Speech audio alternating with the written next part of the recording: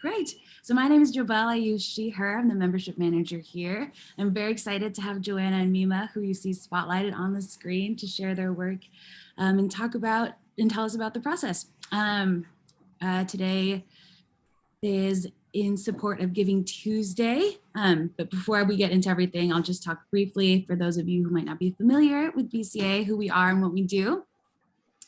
So BCA supports Boston's working artists in creating and sharing new works, and we connect communities to the arts. We provide resources for artists of all disciplines to explore and create, and we really focus on embracing the process, working towards improving equity and access in the arts. This series is called Hello, My Name Is. We host artists to talk about their work and their residencies, and it's a way for members and guests to meet artists and each other and to build community, and for members and donors and everyone who supports BCA to see just exactly what they're supporting. So feel free to ask your questions or send them through the chat. We definitely want to host a conversation.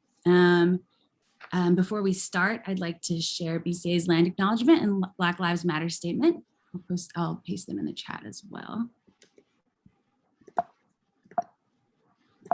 Okay, maybe it's too long. I'll paste it later, but our land acknowledgement, Boston Center for the Arts recognizes that we work, learn, and create on the ancestral land and unceded territory of the Wampanoag, Nipmuc, and Massachusetts people. We affirm that it is important to understand, recognize, and honor the history of the indigenous land that we occupy. We recognize that this land acknowledgement is not enough and that it in no way undoes the legacies of violence and displacement of indigenous people. We pledge to hold space and to take small but necessary steps that will pave the way to a future of decolonization and reconciliation.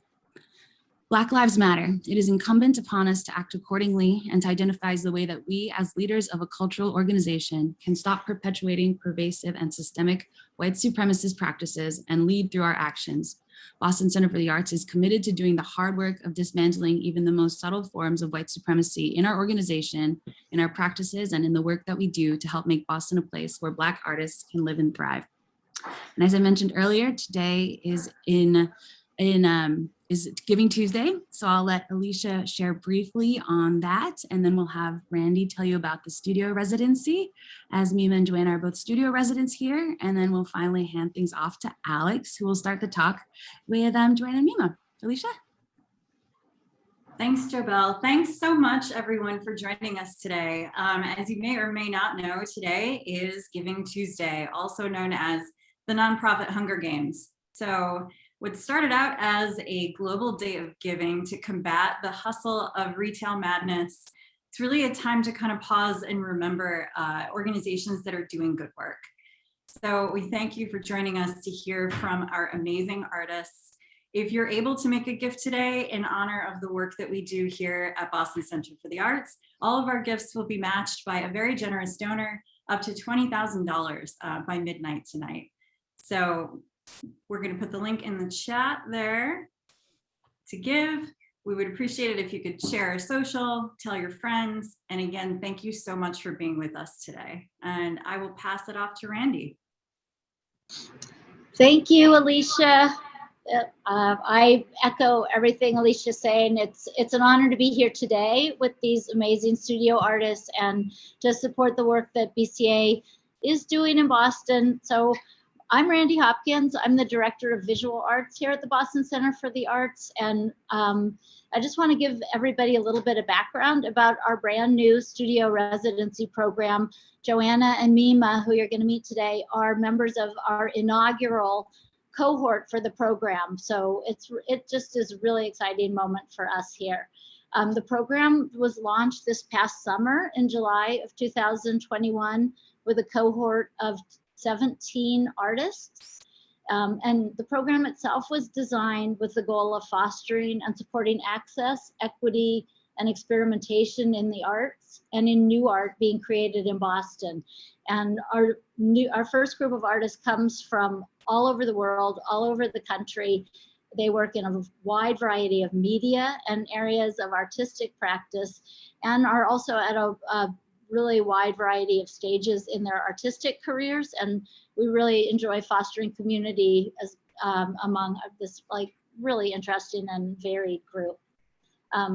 So our goals in creating the program included providing access to affordable studio space to an expanded group of artists, and to create and support a vibrant community among the artists, and also to connect our program to artists working throughout Boston, and through things that we offer, and through bringing resources in as kind of a very fluid process, hopefully beneficial to the Boston art scene as a whole, in addition to supporting our artists. So in that spirit, I'm really excited for you to start getting to know our new studio residency artists, for them to have a chance to share their work, and also to learn from your questions, and also to invite your feedback as they're developing their art form. So thanks everyone for joining us. Especially again, thank you, Joanna and Mima.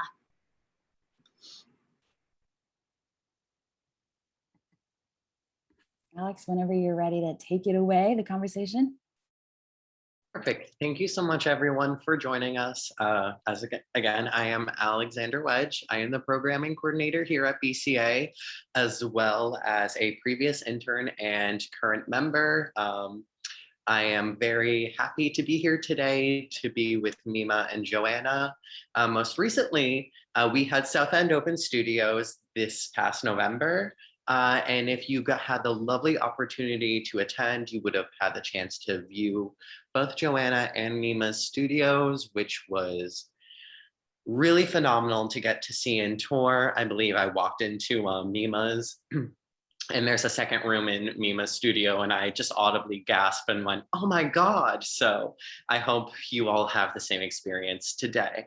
And if you did not get to come and attend South End Open Studios, we always have many more open studio events coming up for the public, a little bit more low key, but planning that underway. But other than that, I am happy to be here with Joanna Tam, a Boston-based visual artist, and Mima McMillan, also Boston-based, and is a visual artist as well as a business manager, which I recently found out about. So very cool. And I just want to start with you two introducing yourselves a little bit better than I can. I'd love to hear about your career and all of your current works. So Joanna, do you want to start off? Yeah, sure. So hi everyone, thank you so much for coming. And my name is Joanna Tam, and I'm a visual artist working mainly in the realm of video photography, installation, and performance. And my practice focuses on the issues of migration, the notion of home, and one's connection to a place. And a lot of my work is informed by my diasporic experience. Should I be sharing my work now, or like all Mima is going to do introduction of hers and Yeah, let's share have Mima her work. introduce herself, and then we can switch back to you for your sharing your work. Okay. Hi, everybody. My name is Karmimadeebora McMillan. Everybody calls me Mima. I work in painting, installation, sculpture, printmaking, and animation. Anything else you want to throw in there? I used to be a business manager for the street artist Swoon. I worked for her for 5 years and helped her start a nonprofit organization. I am also the director of the post-baccalaureate program at SMFA at Tufts, and I also teach in the painting department there. I am also in the Now and There cohort, where they will be giving us funds to put up a piece of public artwork sometime in the fall of 2022. So very busy. And also, of course, in the residency with the BCA, which I'm very happy to be included in. Perfect. Thank you so much, both. I really appreciate your wonderful introductions. I guess, Joanna, as you were so eager to do, let's start showing off some of your work, because I also am eager for all of our audience to see it. So Joanna, if you want to start screen sharing and just walking us through. Okay.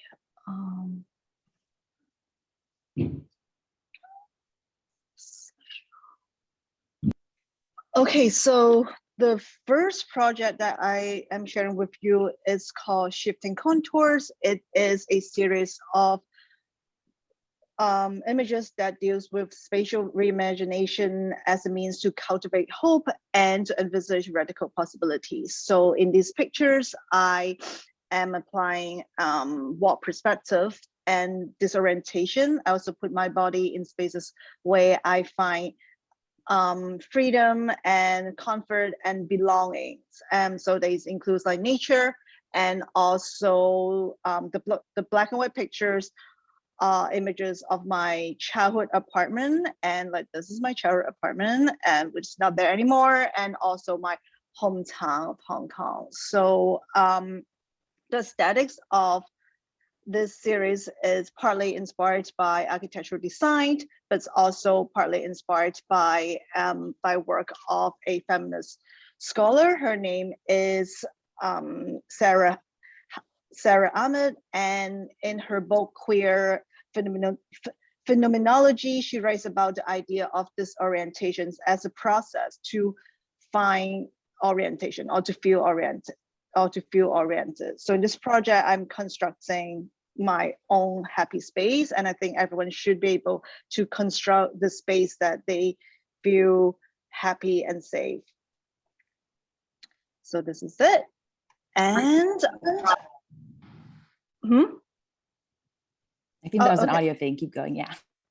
Okay, so the next project I want to talk about is a project I just launched. It's called Make a Wish for Boston, and it's a participatory project where I invite people to write down their wishes to make Boston a better city for them and all for everyone. But before I talk about this project, I think it's important to talk about another project that I did, which is also involved making wishes. This is called Make a Wish for Dorchester, and so I made this project specifically for the UMass Boston University Hall Gallery, which is also in Dorchester, and my studio. So before the BCA, my studio used to be in Dorchester. I was there for Fuse Corner of Dorchester. I was there for 9 years.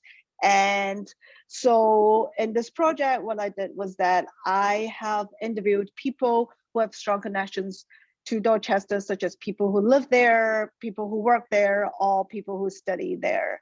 And basically I asked them about what they think about Dorchester and what they want people who are not familiar with Dorchester to know more about the neighborhood.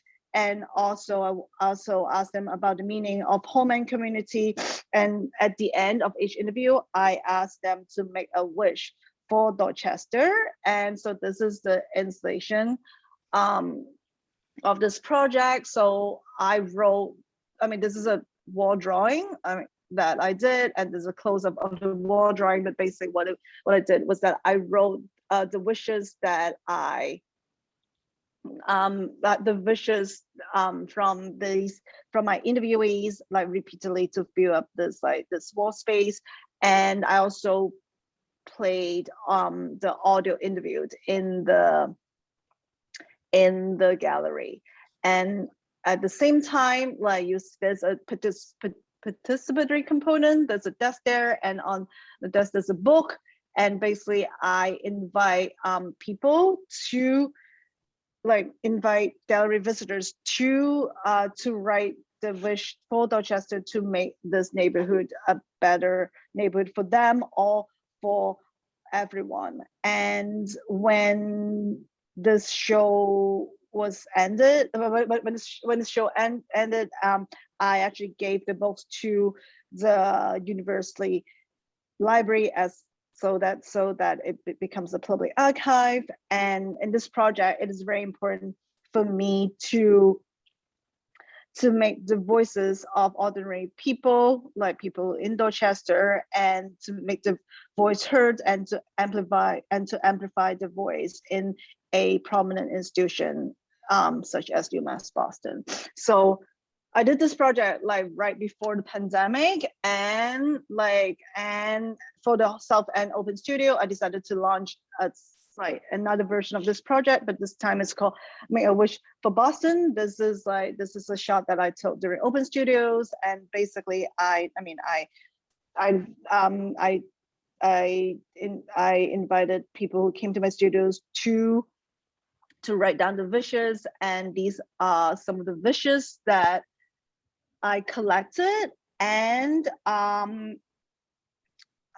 so my hope or my goal is that as the number of the wishes of these wishes grow, my plan is to use this text to make a public art project. Like for instance, I'm thinking that I can project these wishes onto a public building. And also at the end, I also want to see if any public institution or library wants to have these books. So this is like Make a Wish for Boston. And so that is a work in progress. And another one that is kind of a work in progress, but I started like right in this studio at the BCA, is that I made a blanket. I call it visibility blanket. And basically this fabric that I'm holding is a fabric that is made by used safety vests that I collected on eBay, and also green screen material. I made this fabric blanket to address the notion of visibility and invisibility in relation to safety.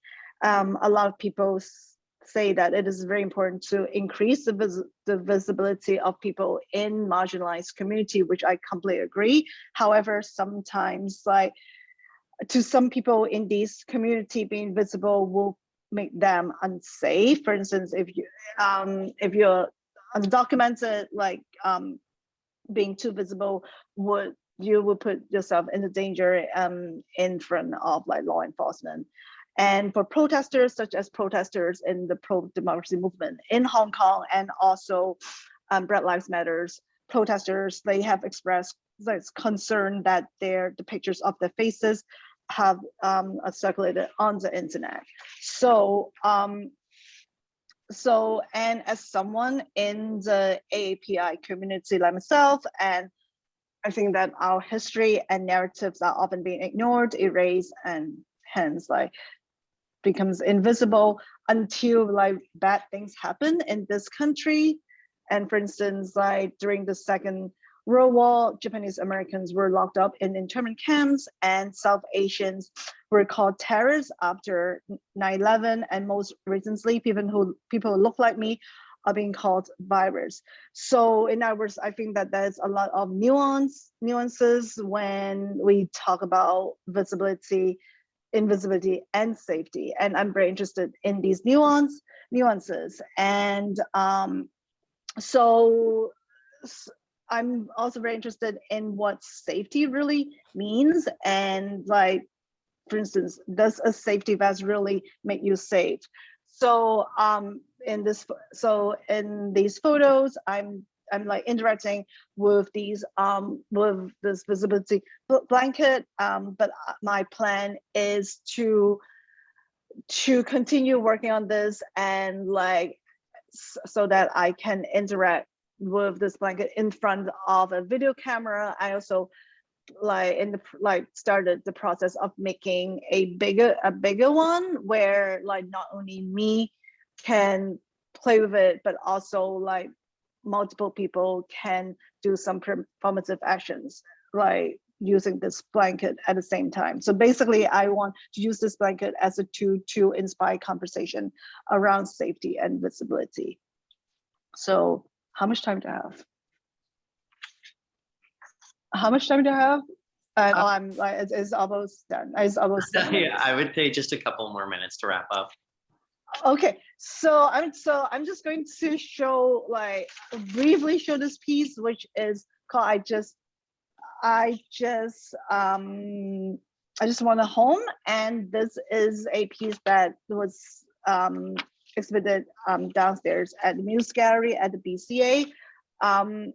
in that, I mean, I'm just going to do a brief introduction of this piece because it would take a very long time to talk about each individual component. But basically what you're looking at is a installation of a series of photo-based objects that reference either domestic objects and home building materials. If each objects, like say this, and the vinyl, so the vinyl sidings I have, like I have lampshade, I have pillows, but on each of these objects, they each show picture of a site where immigrants, both documented and undocumented, were arrested by ICE, like ICE is like Immigration Custom Enforcement or Border Patrol agents between early 2017 to spring of 2018. That's the time when Trump was first became president. So the reason why I took these pictures was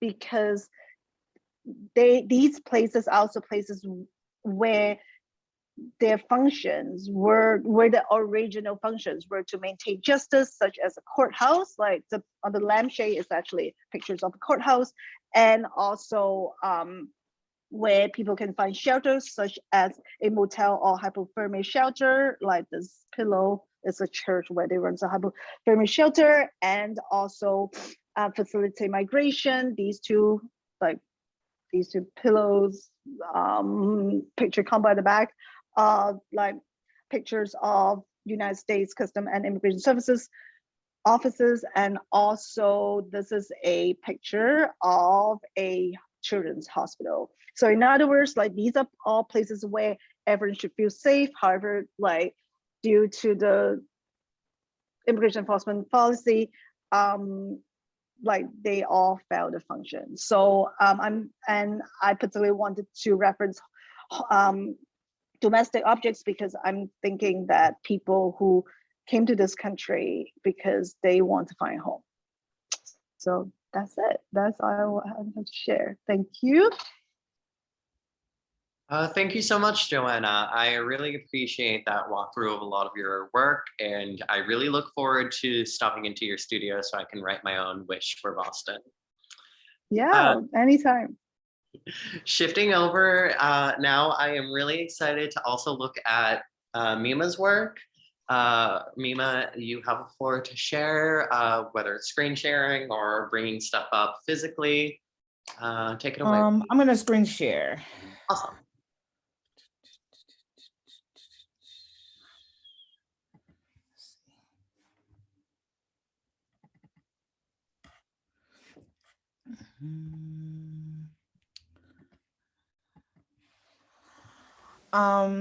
Okay, so I have a little PowerPoint that talks about a range of things that I do, since I kind of dabble in a lot of things. But through all of the materials that I work with and the mediums that I work with, all of it comes from a place of empowerment and Blackness, really. All of my work talks about color in one form or another.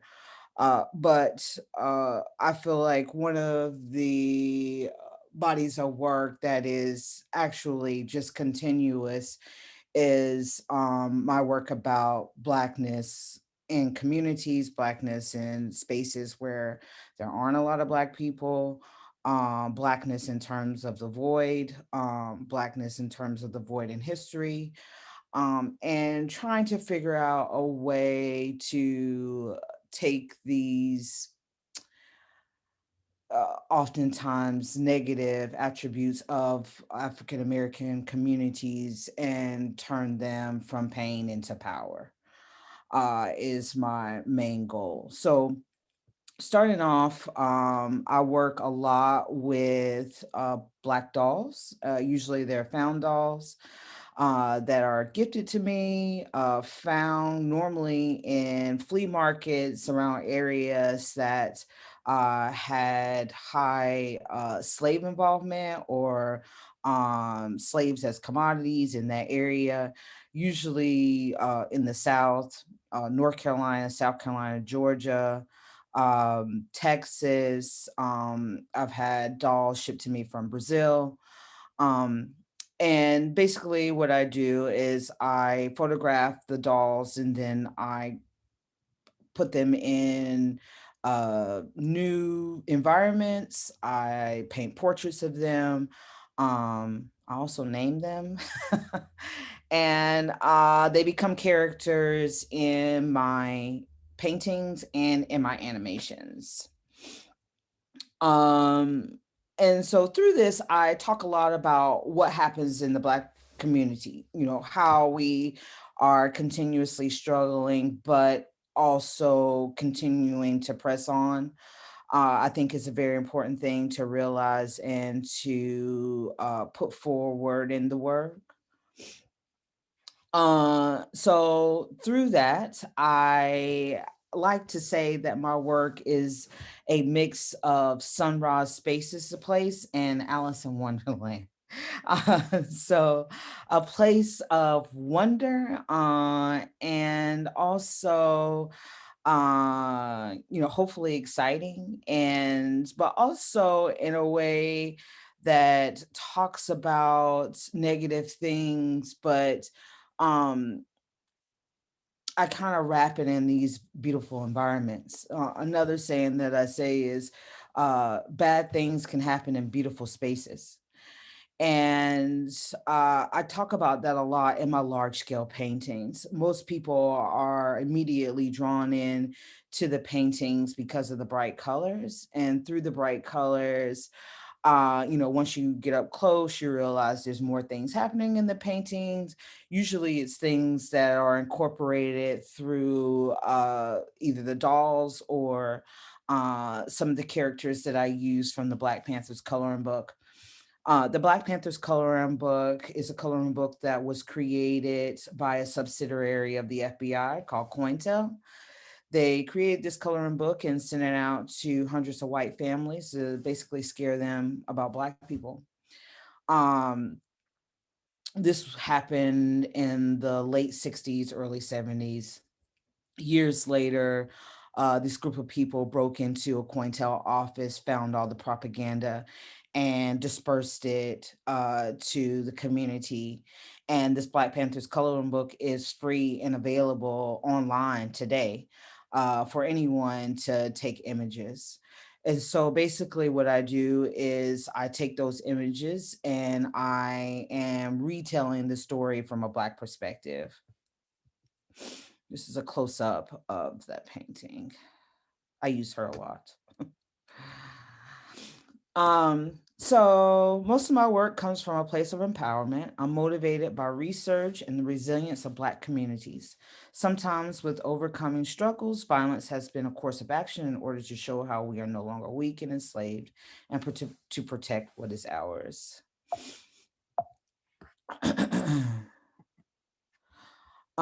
So again, taking things from other places that was told from a white perspective, and me taking those things and retelling the story from the Black perspective. American Negroes, a Handbook, is actually a textbook that was written around 1940 and was used in white colleges in the South to teach them about Black Americans.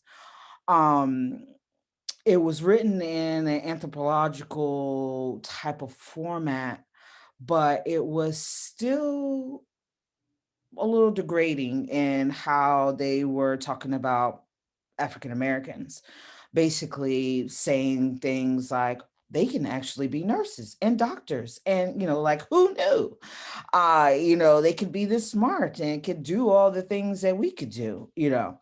So taking writings from this book, taking the images from the Black Panthers coloring book, merging those two things together, and again, retelling that story from a Black perspective of understanding, this is what really happens in Black communities. This is what we have to go through on a daily basis. These are the things that we have to teach our children before they are ever allowed to leave the house and be out on their own, and how to respond in these type of communities, how to respond to white authority, how to protect yourself, the things that should actually be in the Negro Handbook, all the things that my mother told me growing up and understanding who I was as a Black young girl, especially since I was constantly in majority white spaces. I played the violin for 13 years before finally switching over to art. And both of those spaces can be very limiting as far as seeing other people that look like me. It's something that I've always grown up knowing and, learning to deal with and to understand at the same time. Trying to understand that dynamic of being in these spaces and how to understand how African American children are affected by these spaces as well.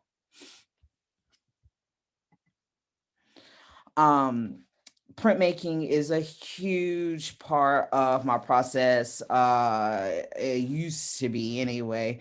It was my undergrad. So I have this affinity for paper. I love working with paper. Collage is a huge element of my process as well. Before I work on large scale paintings, I usually work through a ton of small collages to work out how I want things to be on the large scale canvas, how I want to display things, and just being able to work through how I want to see characters from the Black Panthers coloring book. And this is just a little synopsis of that type of work.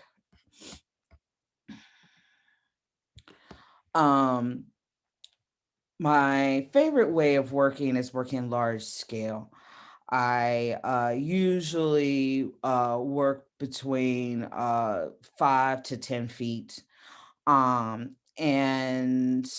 it takes a while for me to work on those large scale paintings, mainly because I'm usually working on so many other things. But on top of that, I like to have this feeling of being completely immersed into the painting. And usually that entails lots of different things happening inside one painting. Again, that feeling of falling inside of Alice in Wonderland space and being totally enveloped in that world and trying to understand what's happening there.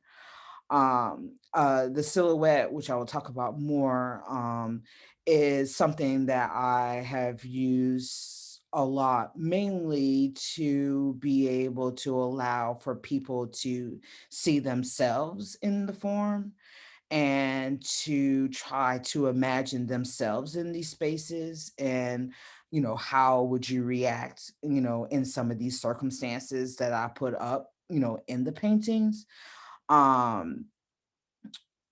And just thinking about how children are involved in that. A lot of the images that you see, all of these silhouettes that you see came from the coloring book. And so it came from a place of extreme violence, including the children. And from a place where all the people that in the coloring book that were not Black were depicted as pigs. And so they were trying to make it seem like we had no respect for any other culture other than our own, that the children had no respect for other cultures because we were teaching them that. But to also understand the violence that has been put towards the Black community as well, to make them feel like they have to react in a violent way in order to protect their children, to protect themselves, to protect their land, to protect what is owed to them, all the things involved.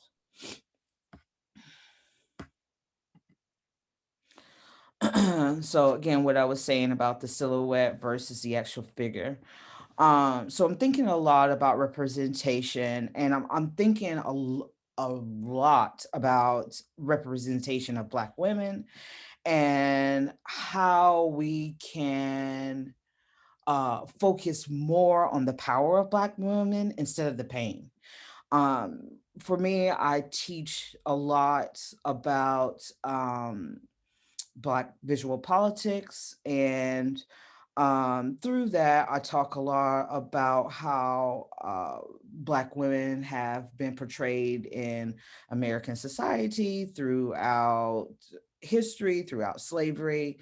I'm now focusing a lot more on the time before uh, African Americans became African Americans, when we were just Africans, and the power and the strength that we had as women during that time frame. And so this quote by Lilith Dorsey is definitely something that I'm thinking about. History has not been her story, and modern women seriously need ways to connect with and understand their ancestral warrior strengths and power. So, my new goal is to focus on those warriors, focus on those queens, focus on those priestesses, and talk about uh, and find these women that, whether they're mythical or stories told orally or historical accounts, find these women, bring them forth, and shine a light on their power. This is just a peek into how I think about characters. I treat them like paper dolls. I have them cut out. I use my old printmaking pieces and cut those up and add characters in and move them around. I pin them on the wall. I pin them on paintings. My process is very much about having pieces that are easy to move around and shift and multiply, connect. Repetition is a huge thing. Again, going back to printmaking. Patterns are also huge, which comes from growing up in the South. My grandmother was a quilter. My maternal grandmother made clothes and worked in a cleaners for 40 years. Patterns was a huge thing for me growing up. And also textiles was also a huge thing for me growing up. So that affinity of being able to mix match colors in ways that weren't necessarily about um, the actual craft of it so much as it was about trying to stay warm in the winter. And so my grandmother has 7 children, and through those 7 kids, clothes were passed down. And when the clothes could not be passed down anymore, they became quilts. And so through that, having this hodgepodge of different squares of my aunts and uncles' old clothes when they were growing up and the patterns that they were using at that time, uh, seeing that today is, actually quite beautiful. What my grandmother would call the ugly quilts, but the warm quilts. But I find that quite beautiful, that hodgepodge of materials and patterns that was just used to be able to work quickly. She wasn't trying to be decorative or anything like that, even when she wasn't trying to be decorative, she was actually doing a pretty good job, in my opinion. Again, collage, comics, text, thinking about spaces, thinking again about empowerment, taking up for yourself, all the things. Black dolls, again, portraits, photographs that I've taken of the dolls and then transferred into portraits. A lot of these dolls, all of these dolls are made by someone anonymous. And usually the materials that the dolls were made from are scraps of materials that were left over from something else that they were making from something else. And again, this form of creativity with Black women that has not been formally recognized as a form of craft or a form of artwork. And I find myself in a place where I feel like they should be documented. And so these portraits that I do are a reflection of all those anonymous Black women that made these beautiful objects. And so, for me, I feel like it's important to recognize that, this was a form of crafts. This was their way of being able to be creative when they weren't or did not have the privilege to be creative in the way that I can be today. So this work of these Black dolls is an homage to all of those Black women that didn't have the privilege that I have today. Again, more collage, empowerment. I also take collage materials and paint over them to have Black girls involved in with the work, just because a lot of the things that you see don't involve a lot of the Black girls. And I think that's also really important. Representation is very important to me, especially for young Black girls. I work in I am fortunate enough to work in an amazing art environment. But one of the things that I find lacking in that art environment is the lack of young Black women in art programs. And it's something that I am trying to, bring forth a little bit more and talk about a little bit more, especially as I'm moving into the public art realm, to show that Black women are artists and that it can be done, and we need your voice. And it's important to recognize there is space for them.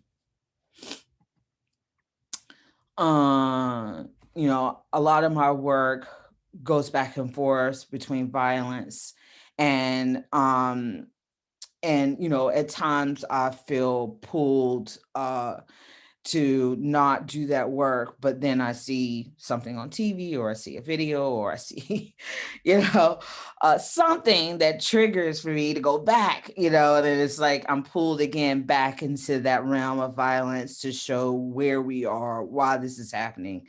A lot of the times, most of the time, people don't even recognize that those images from the Black Colors Panther book came from the late 60s, early 70s. Nobody ever asked me that. So to understand that the images that you're seeing from that time is still relevant today continues to push me to make that type of work. This character that you're seeing here, I call her Miss Mary Mac. Miss Mary Mac is another filament of the South. She was originally a piece of yard art that you found in Southern people's yards as children. If we saw this image in someone's yard, we knew we were not welcome at that person's house. It was not a positive thing. It was used in my mind in a way to brainwash the Black community to believe that, you know, having dark skin was bad. Um, it's also a problem still in Black families, colorism. So this image of this doll was originally called a pickaninny. And it's just a pickaninny is a dark-skinned child that usually white people picked on. And so I decided to, again, take this image that was meant to cause harm and to cause fear and to bring her forth into a place of empowerment and to rebuke the stain on dark-skinned children and to recognize their beauty and their strength by bringing her forth into a place, again, of power.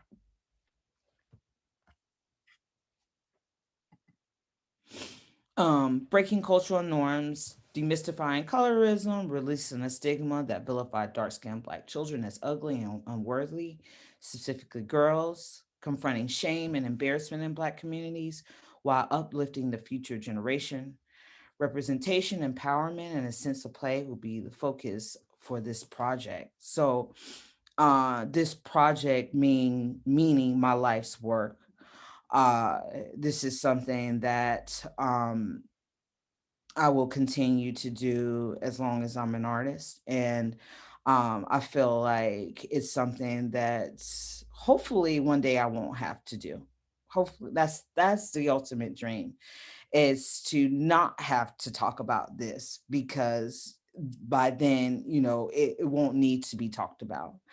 But until that time comes, I feel like that's where I'm at right now and what I've been called to do, and to talk about things in a way that recognizes that, you know, these things are hurtful, and it still affects Black children, specifically Black girls, and to bring them a sense of worth and a sense of excitement and you know, empower within. So Thank you so much, Mima. I just want to be aware of the time with 10 minutes Okay. left, and just to make sure we have room for questions.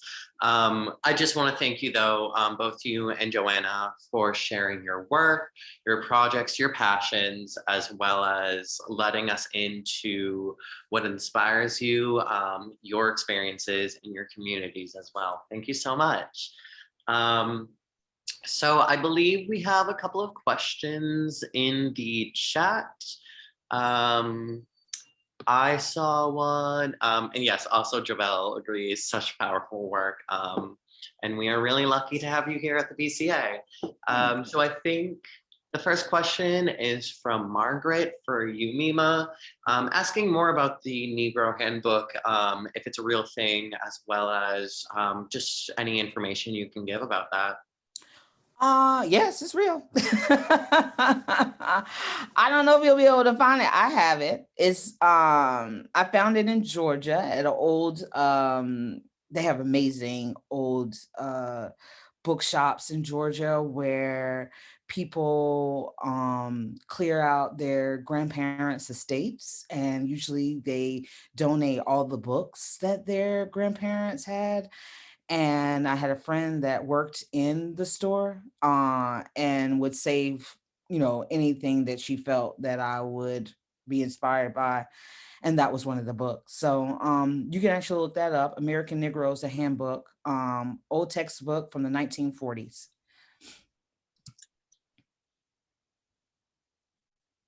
Thank you. And we have a question for Joanna. The community source artwork you did through the Wishes for Boston.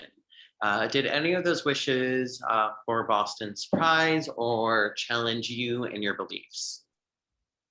I would say that I am happily surprised that I mean, a lot of wishes has to do with like people want like more support and spaces for artists, and they're like couple of people like wrote down the wishes related to this, and that is something that I'm happily surprised. And but that also means that we like the city needs to do more to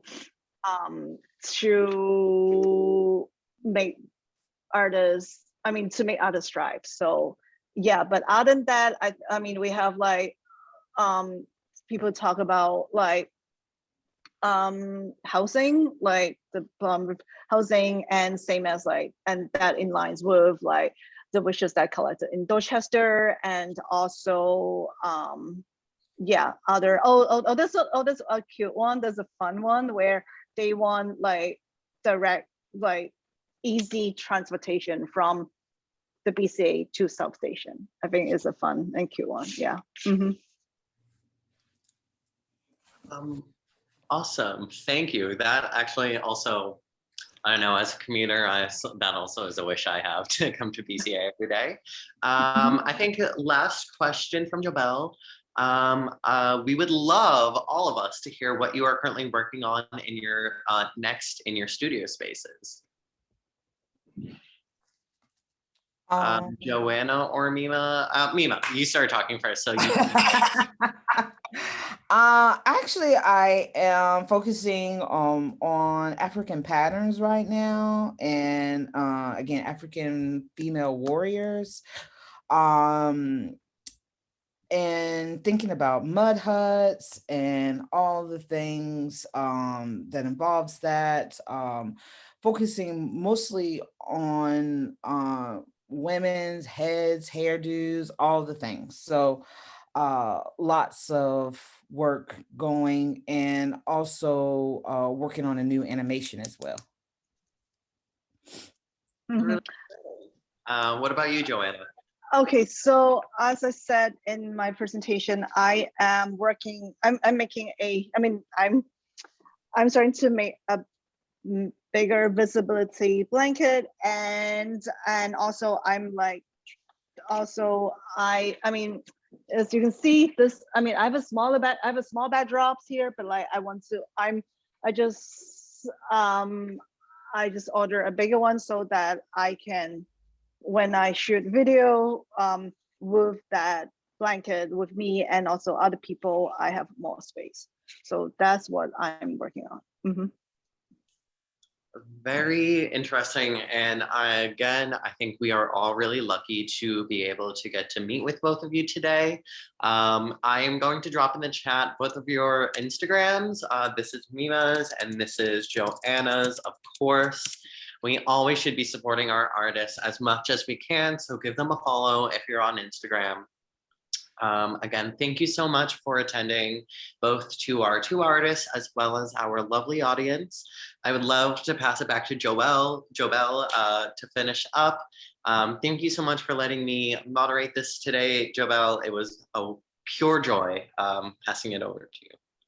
Yes, I think what's so great about this series is that we get to hear stories and histories and experiences that I think really need to be told, and are told really like powerfully and impactfully and beautifully through both of your work. It was really, really, really like a privilege and a pleasure for us to get to see and hear more about your thoughts and the work that you do. So thank you to everyone who attended for your support of Joanna and Mima's work and of the studio residency of BCA and of Giving Tuesday. I hope that gave you a better look into their process and everything. Stay, as Alex said, stay connected with them on social media. Keep an eye out for more talks and spread the word. And then Alicia, if you wanted to talk about Giving Tuesday one more second before we all say goodbye. Sure, thanks. Yeah, again, supporting the work that we do at BCA just allows us to share equitable resources in our community. So if you haven't given yet, if your friends haven't given yet, please just pass along the word. And thanks again for joining us. Thank you, everyone. Have a great day. We'll see you next Thanks. time. Thanks so much, Joanna and Mima.